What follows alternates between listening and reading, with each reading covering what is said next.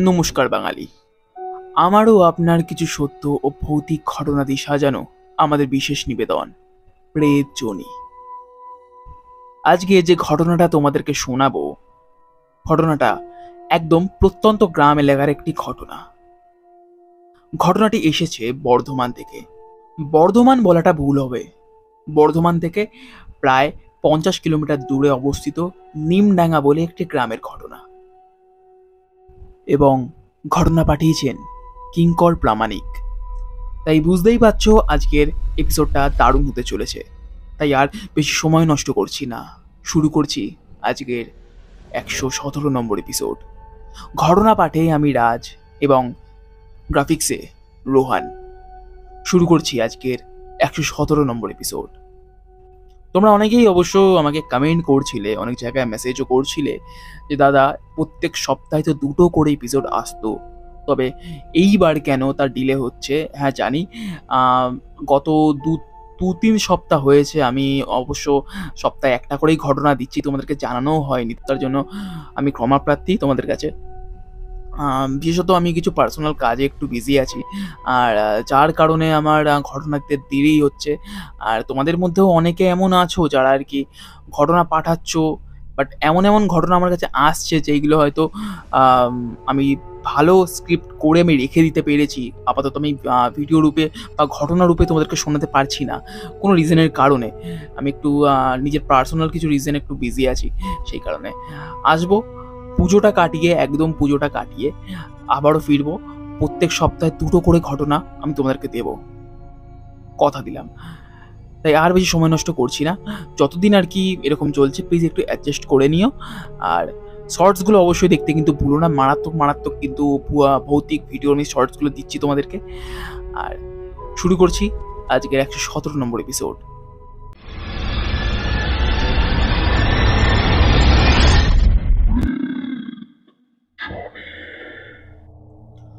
ঘটনা পাঠিয়েছে কিঙ্কর প্রামাণিক। ঘটনা লিখেছেন, আজকে আমার জীবনে ঘটা প্রথম ভৌতিক ঘটনাটি তোমাদেরকে বলতে চলেছি। আমাদের বাড়িটা না নিমডাঙ্গা হাইওয়ে থেকে মাত্র 5 মিনিটের হাঁটা পথ। সামনে সামান্য একটা চাষের জমি, আর ঠিক তার পরেই আমাদের বাড়ি। এই ঘটনা যখন ঘটেছিল তখন আমি তারকেশ্বরের কাছে একটা লোহার কোম্পানিতে কাজ করতাম। যাতায়াত সাইকেলেই করতাম, বাস যাতায়াত করতো, তবে আসার সময় বাস পাওয়া যেত না। ফিরতে ফিরতে মাঝে মাঝে আমার একটু রাত হতো।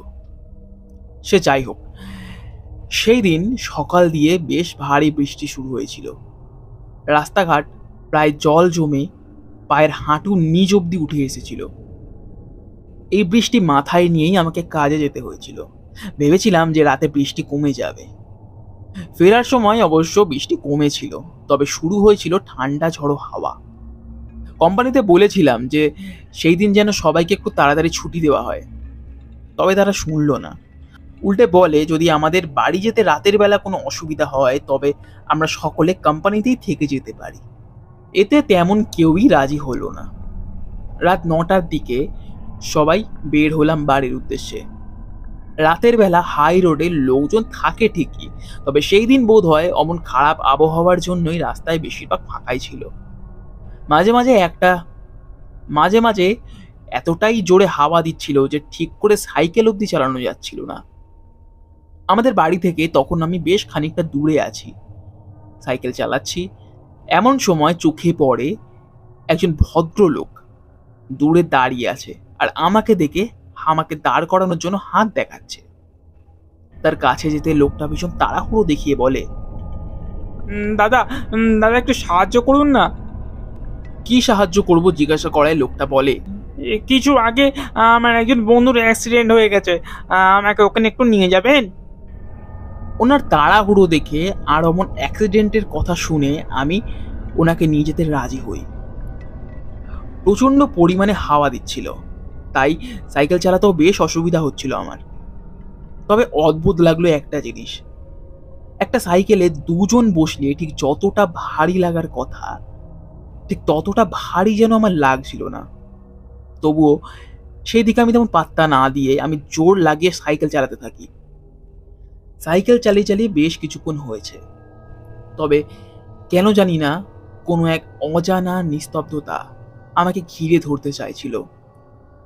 আমি সেটাকে কাটাবার জন্যই বলে উঠলাম, দাদা আর কতটা, এইবার তো বাড়ির রাস্তা চলে আসবে আমার। কোথায় দেখতে পাচ্ছি না তো কিছু। লোকটা কোনো উত্তর দিল না। আবার কিছুক্ষণ দুজনে চুপচাপ থাকি।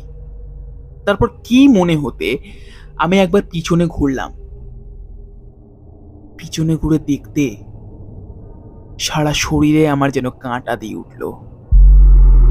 মাথা ঘোরাতেই দেখলাম লোকটা আর আমার সাইকেলের পেছনে বসে নেই। ধড়মড় করে সাইকেল থামিয়ে এদিক ওদিক দেখলাম। রাস্তাটা কেমন যেন প্রত্যেক দিনের থেকে একটু বেশিই শুনশান লাগছে আজকে।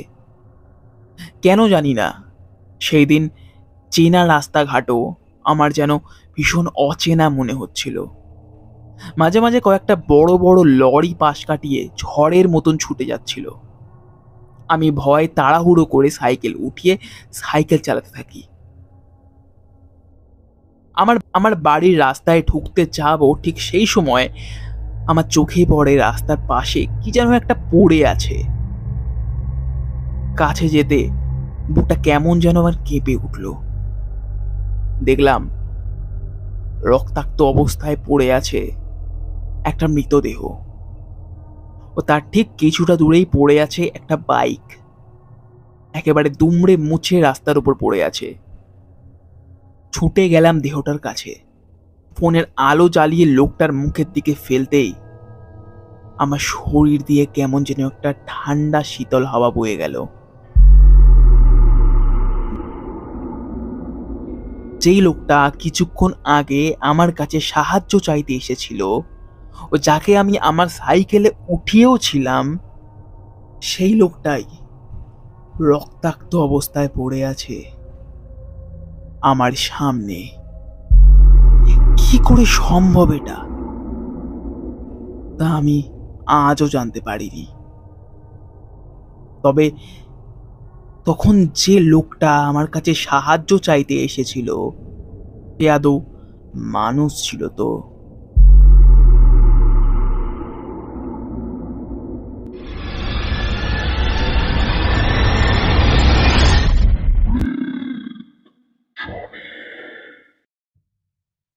কেমন লাগলো আজকের একটি ছোট্ট ঘটনা? আশা করছি আজকে একটি ছোট্ট ঘটনা তোমাদের ভালো লেগেছে। জানি ঘটনাটা প্রচণ্ড ছোট হয়ে গেল, এপিসোডটা প্রচণ্ড ছোট হয়ে গেল, যার কারণে সরি। আর পরবর্তীকালে মানে পরের সপ্তাহতেও আশা করছি কোনো ভিডিও আসবে না। তার এই 2-3 সপ্তাহ ধরে এরকম চলবে, একটুখানি একটু অ্যাডজাস্ট করে নিও। পরে কদিন পর থেকে আবার যেমন ভিডিও আসতো, যেমন গল্প আসতো তোমাদের কাছে, তেমনই গল্প আসবে। আর প্লিজ একটু অ্যাডজাস্ট করে নিও তার জন্য। আর আজকের ঘটনাটা কেমন লাগলো প্লিজ জানাতে ভুলবে না, কমেন্ট করে জানিও আজকের ঘটনাটা তোমাদের কেমন লাগলো। আর সবাইকে আমি জানি দুর্গাপুজোর সময় হয়তো কারোর সঙ্গে আমার কথা হবে না, কারোর সঙ্গে দেখা হবে না, তাই সকলকে আগাম দুর্গাপুজোর অনেক অনেক শারদীয় শুভেচ্ছা ও ভালোবাসা। ভালো করে দুর্গাপুজো কাটিও, ভালো করে দুর্গাপুজোয় ঘোরো, আর প্লিজ সেফলি ঘুরো। আজকের জন্য এতটাই। আর আমাদেরকে ঘটনা পাঠাতে গেলে কী করতে হবে না, আমাদের ডিসক্রিপশন বক্সে দেওয়া ইমেল আইডি অথবা ফেসবুক আইডিতে আমাদের ইমেল আইডি prejoni49@gmail.com তোমরা তোমাদের ঘটনা লিখে অথবা রেকর্ডিং করে আমাদেরকে পাঠাতে পারো। আমি আবারও ফিরবো নতুন একটি গল্প অথবা ঘটনা নিয়ে তোমাদের কাছে। আজকের জন্য সকলকে শুভরাত্রি।